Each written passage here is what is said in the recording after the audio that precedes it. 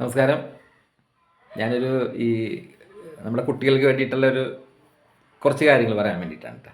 മറ്റൊന്നുമല്ല, നമ്മുടെയൊക്കെ ചുറ്റുവട്ടത്ത് ഈ അപകർഷതാബോധം മൂലം ഒതുങ്ങിക്കഴിയുന്ന കുറേ കുഞ്ഞുങ്ങളുണ്ട്. പല രീതിയിലായിരിക്കും അപകർഷതാബോധം വരുന്നത്.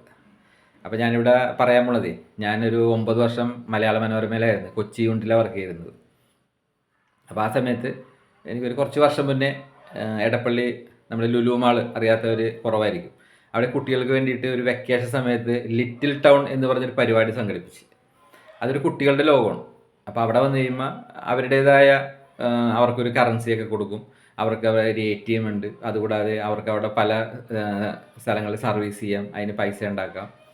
അതുപോലെ തന്നെ സാധനങ്ങൾ വാങ്ങിക്കാം, അതിന് പൈസ കൊടുക്കാം. അങ്ങനെ കുറേ ആക്ടിവിറ്റി, അവർക്ക് ഇൻഫർമേഷൻ കിട്ടുന്ന കുറേ ആക്ടിവിറ്റികളൊക്കെ ആയിട്ട് തുടങ്ങിയൊരു പരിപാടിയാണ്. അപ്പോൾ അതിൽ മലയാള മനോരമയ്ക്കൊരു സ്റ്റാൾ ഉണ്ടായിരുന്നു കേട്ടോ. അപ്പോൾ അതിൻ്റെ ആ സമയത്ത് അതിൻ്റെ ചാർജ് നോക്കിക്കൊണ്ടിരുന്ന വെച്ചാൽ ഞാനാണ്. അപ്പോൾ ഈ സമയത്ത് കുറേ കുട്ടികളായിട്ട് എനിക്ക് സംസാരിക്കാനുള്ളൊരു ഭാഗ്യം കിട്ടി. അപ്പോൾ ഈ സ്റ്റാളിൻ്റെ ഒരു പ്രത്യേകത, കുട്ടികളവിടെ വരുമ്പോൾ അവരോട് വളരെ അറിവിനെക്കുറിച്ചും അതുപോലെ തന്നെ വായനാശീലം വളർത്തുന്നതിനെക്കുറിച്ചുള്ള കുറേ കാര്യങ്ങളൊക്കെ, ഇൻഫോർമേറ്റീവ് ആയിട്ടുള്ള കാര്യങ്ങളൊക്കെ പറഞ്ഞു കൊടുക്കുക. അതുകൂടാതെ അവരെ കൊണ്ട് നമ്മളൊരു പത്രത്തിൻ്റെ ഫ്രണ്ട് പേജ് ഡിസൈൻ ചെയ്യിക്കും, സെറ്റ് ചെയ്തിട്ടിട്ട് അവരെ കൊണ്ട് തന്നെ ചെയ്യിച്ചിട്ട് നമ്മൾ മാറ്റർ സെറ്റ് ചെയ്തിട്ടുണ്ട്. അതിങ്ങനെ എടുത്ത് വെച്ചിട്ട് ഫ്രണ്ട് പേജ് ചെയ്ത് അവരുടെ ഫോട്ടോ വെച്ചിട്ട് അവർക്ക് അതിൻ്റെ പ്രിൻ്റൊക്കെ എടുത്ത് കൊടുക്കുമായിരുന്നു. അതുപോലെ തന്നെ അവരുടെ ബുക്ക് ഉണ്ട്, ടെൽ മീ വൈ എന്ന് പറഞ്ഞിട്ട്. അപ്പോൾ ആ ബുക്കും ഇതുപോലെ തന്നെ അവരെ കൊണ്ട് ചെയ്യിച്ചിട്ട് അവരുടെ ഫോട്ടോ വെച്ചിട്ട് പ്രിൻ്റ് എടുത്ത് കൊടുക്കും, ലാമിനേറ്റ് കൊടുക്കും. പിള്ളേർക്ക് ഭയങ്കര ഹാപ്പിയാണ് ഇത് കാണുമ്പോൾ. അവർ സ്വന്തമായിട്ട് ചെയ്താണെന്നുള്ള ഒരു ഭയങ്കര കോൺഫിഡൻസാണ്. അപ്പോൾ ഇങ്ങനെ കുറേ കുട്ടികളായിട്ട് ഈ സ്ഥലത്ത് വെച്ച് സംസാരിക്കാൻ ഭാഗ്യമുണ്ടായി. അപ്പോൾ ആ സമയത്ത് 2 പെൺകുട്ടികൾ എൻ്റെ അടുത്ത് വന്നു. ഏകദേശം എനിക്ക് ഒരു 8ാം ക്ലാസ്സിലൊക്കെ പഠിക്കണമായിരിക്കും, ആ ഒരു കാറ്റഗറിയാണ്. 2 പേരും വന്നു കഴിഞ്ഞപ്പോൾ ഞാൻ ആദ്യം ഈ പെൺകുട്ടികളെ കുറിച്ച് പറയാട്ടെ. ഇതിൽ ഒരാൾ, അയാളുടെ നിറം നല്ല വെളുത്ത നിറമാണ്, കാണുമ്പോൾ തന്നെ വളരെ പ്ലസൻ്റ് ആണ്. പുള്ളി ഭയങ്കര സ്മൈൽ ചെയ്തൊക്കെയാണ് ഇരിക്കണത്, സംസാരിക്കുന്നത്, അങ്ങനത്തെ ഒരു ക്യാരക്ടർ. കൂടെയുള്ള ആളെന്ന് വെച്ചിട്ടുണ്ടെങ്കിൽ അയാൾക്ക് ഇത്തിരി ഇരുണ്ട നിറം, എൻ്റെ പോലെ കേട്ടോ. അതുകൂടാതെ അയാളുടെ ഈ കൈയുടെ സ്കിന്നിനൊക്കെ ചെറിയ അലർജി പോലെ വന്നിട്ട് ഇങ്ങനെ റൗണ്ടിൽ, അത് വളരെ കണ്ടാൽ നമുക്ക് ഇഷ്ടപ്പെടാത്ത രീതിയിൽ ഇങ്ങനെ ഇരിക്കണേണ്, സ്കിൻ അലർജി എന്തൊക്കെ വന്നിട്ട്.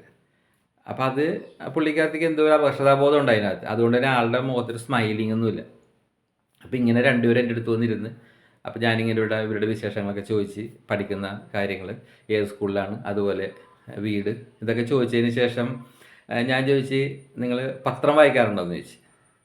അപ്പോൾ ഈ കൈയുടെ ഇത്തിരി സ്കിൻ അലർജിയൊക്കെ ഉള്ള കുട്ടി പറഞ്ഞ്, പത്രം വായിച്ചിട്ട് എന്ത് കിട്ടാനാണെന്ന് പറഞ്ഞു, വായിക്കാറൊന്നുമില്ലെന്ന് പറഞ്ഞു. പുള്ളിക്കാരത്തി ദേഷ്യമായിട്ടാണ് പറഞ്ഞത്.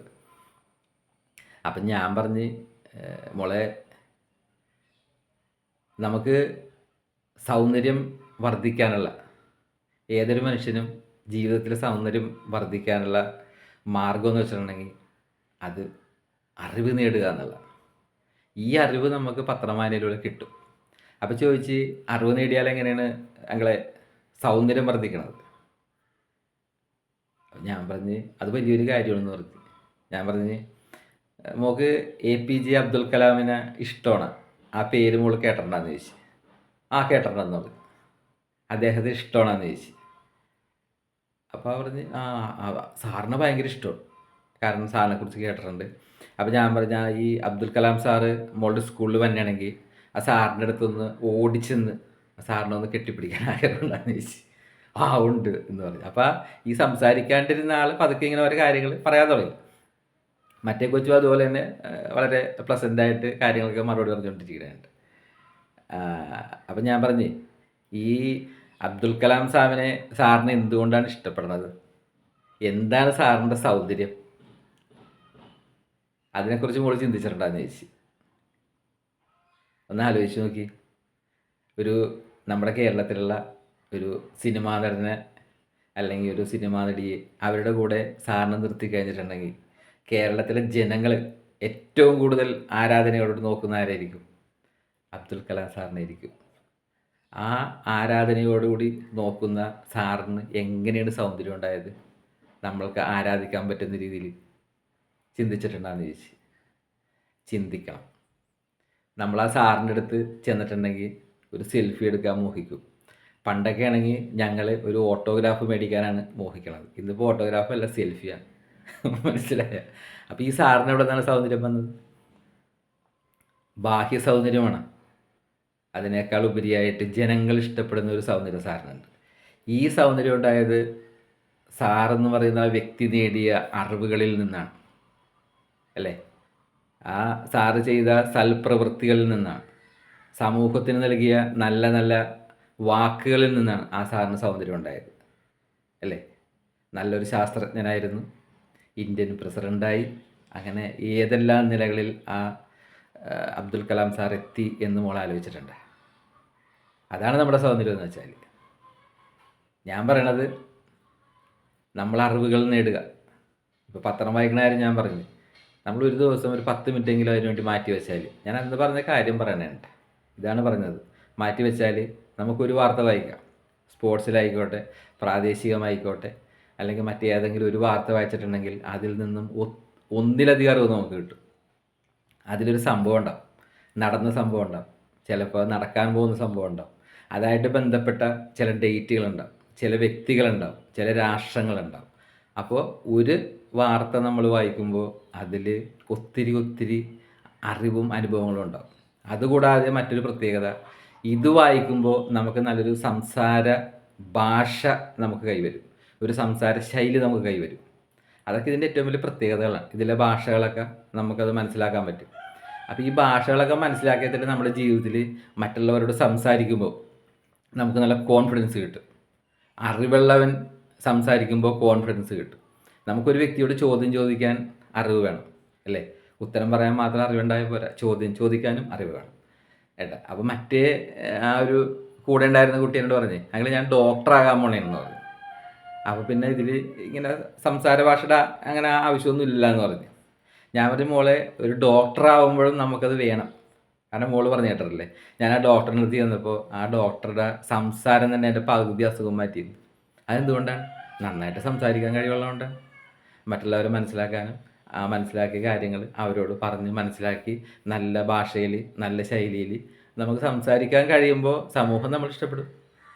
ഏതൊരു മേഖലയിലും നമുക്ക് അറിവ് വലിയ പ്രധാനമുള്ള കാര്യമാണ്.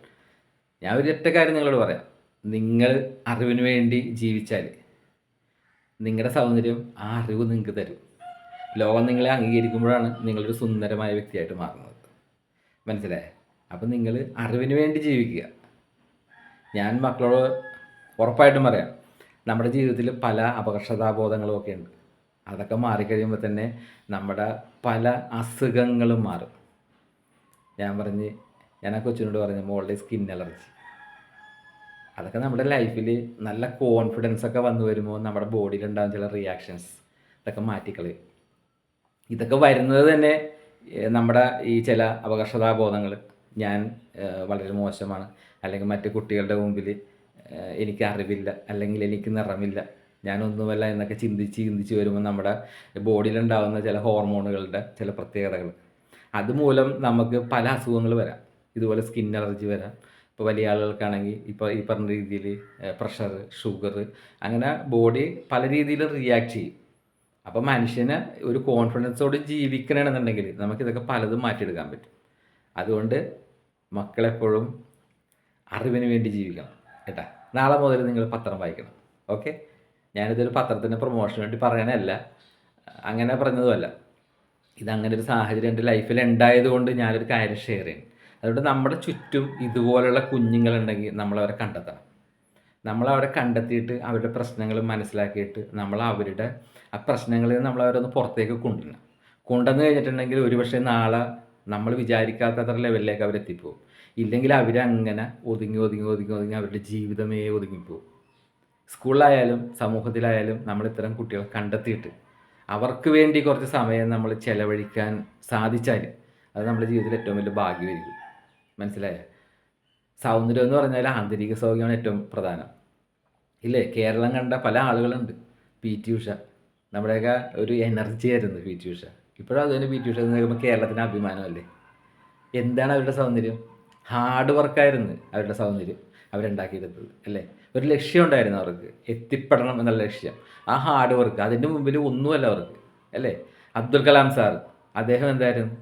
അദ്ദേഹം അതുപോലെ ഒരു നന്മയിൽ ജീവിക്കണമെന്ന് ആഗ്രഹിച്ച് ജീവിതത്തിൽ ഹാർഡ് വർക്ക് ചെയ്ത് അറിവുകൾ നേടി പല മേഖലയിലൂടെ അദ്ദേഹം സഞ്ചരിച്ച് ഇല്ലേ? ഒരിക്കലും മനുഷ്യൻ്റെ മനസ്സിൽ നിന്ന് മായാതെ കൊത്തിവെച്ചിരിക്കുന്ന പേരാണ് അതൊക്കെ. അതുപോലെ എത്ര എത്ര വലിയ ആളുകളുണ്ട്.